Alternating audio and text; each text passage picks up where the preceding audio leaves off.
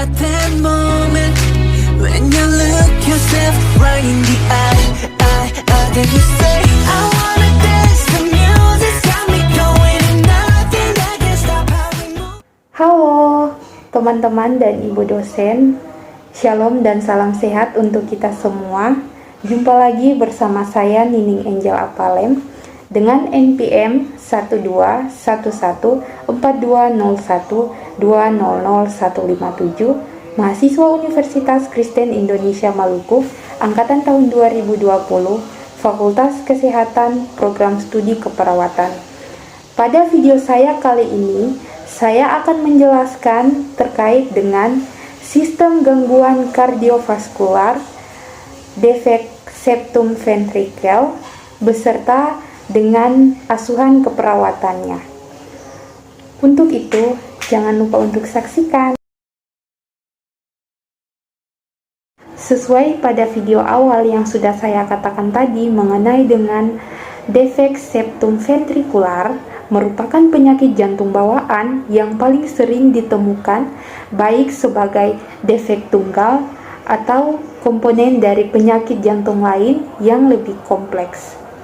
Defek septum ventrikel adalah defek yang terjadi pada septum ventricularis dinding yang memisahkan ventricularis destra yang menyebabkan aliran darah dari ventricularis sinistra akan masuk ke dalam ventricularis destra.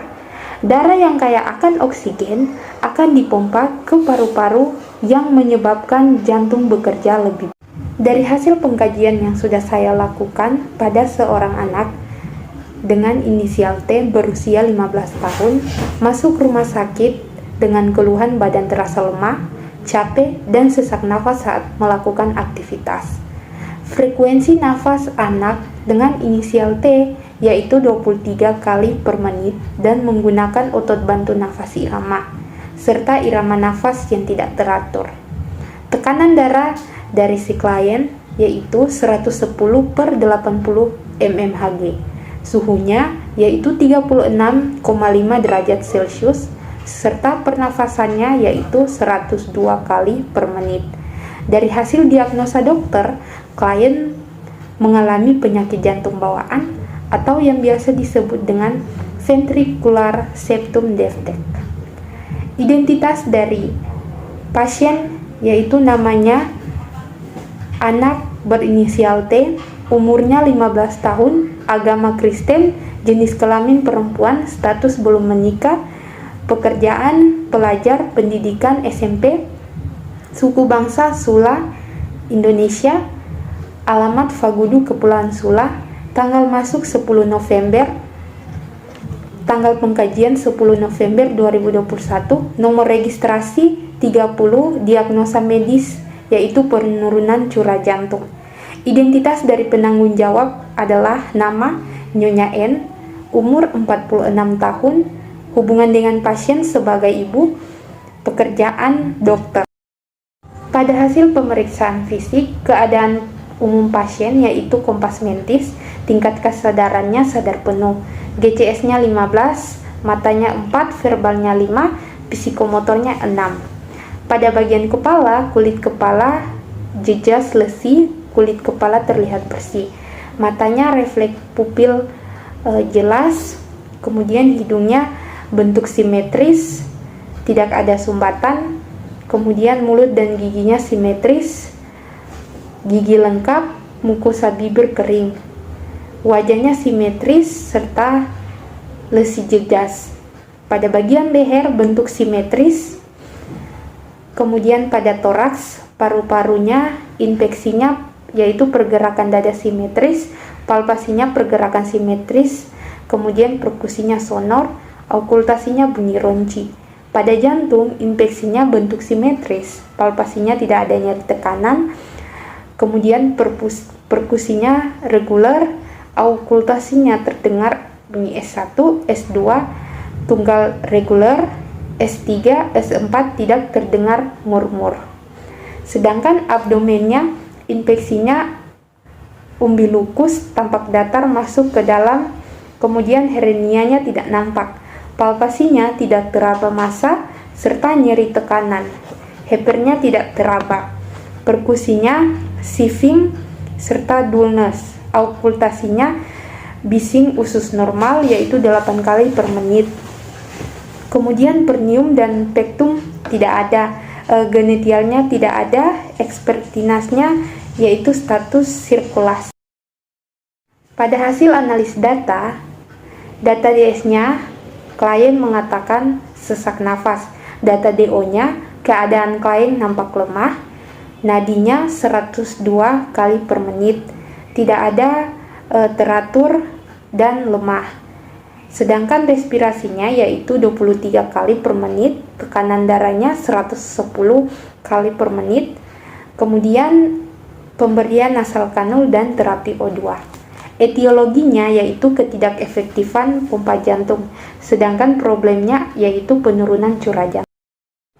Pada hasil rencana keperawatan, diagnosa keperawatan yang diangkat yaitu penurunan curah jantung berhubungan dengan ketidakefektifan pompa jantung dibuktikan dengan data subjektifnya yaitu pasien mengatakan sesak nafas, sedangkan data objektifnya keadaan nampak lemah, nadi 102 kali per menit, kemudian tidak teratur dan lemah. Sedangkan respirasinya yaitu 23 kali per menit, tekanan darahnya yaitu 110 kali per menit. Yang dilakukan yaitu pemberian nasal kanul serta terapi O2. Tujuan yang diharapkan yaitu setelah dilakukan asuhan keperawatan selama 3 kali 24 jam, diharapkan curah jantung klien dengan kriteria hasil yaitu tanda-tanda vitalnya normal, keadaan fisik membaik, dan tidak menggunakan nasal kanul. Intervensi yang dilakukan yaitu catat adanya distrenia jantung. Yang kedua, memonitoring tekanan darah dan nadi. Yang ketiga, memonitor suhu warna dan kelembapan kulit. Yang keempat, memonitor status pernafasan gagal jantung. Yang kelima, monitor adanya tekanan darah. Yang keenam, monitor respon klien efek pengobatan anti-artenia. Yang ketujuh, atur periode latihan istirahat untuk menghindar dari kelelahan. Dan yang ke-8, menganjurkan untuk menurunkan stres karena bisa mengganggu kesehatan seorang klien. Kemudian rasionalnya yaitu supaya mencegah terjadinya gagal jantung. Yang kedua, untuk melihat jika terjadi peningkatan TTV yang akan menimbulkan keadaan lebih parah, serta mencegah jika terjadi peningkatan pada suhu tubuh dan kerusakan pada kulit akibat kulit yang kering. Yang keempat, untuk mencegah terjadinya gagal jantung. Yang kelima, penurunan tekanan darah. Yang keenam, untuk mencegah efek samping obat yang lebih serius. Yang ketujuh, dapat menghentikan pemulihan kondisi klien yang menyebabkan ketidaknyamanan.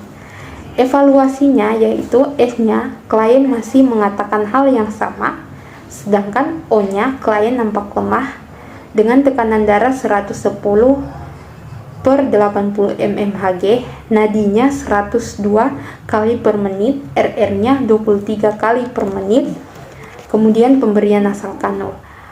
A-nya, intervensi belum teratasi, sedangkan P-nya, kaji masalah lain.